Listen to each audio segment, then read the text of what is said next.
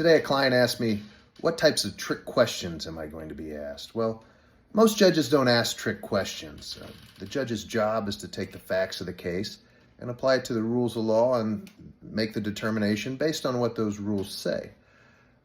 What does happen, though, is some judges go into hearings looking to deny.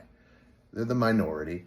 But what they'll do is they'll ask questions and try to trip you up or get you to say things that aren't necessarily true, but they can use against you later on in a case. For example, almost every hearing you go to, a judge will ask about your typical day, and they'll say, can you vacuum?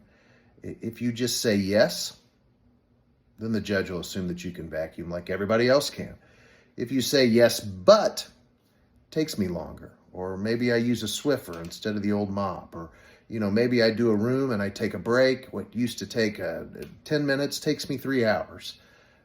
That answer is different than just saying yes. Can you grocery shop? Yes, but I can go in and grab a loaf of bread if my wife asks me, but I can't do the weekly stuff that we used to do. You walk up and down every aisle and it takes 30 minutes to do it. So those are the types of questions that can be asked at hearing, although they're not trick questions. They can be answered wrong. What we do at Newlin Disability is we'll have one of our attorneys call you prior to the hearing, usually about a week or so before, that way it's fresh in your mind, and we'll go through the types of questions that judges generally ask. If we recognize that you're assigned to one of those trickier or more strict judges, we know how to prepare for those judges too, at least the best to our ability. We've been in front of almost every judge in the nation.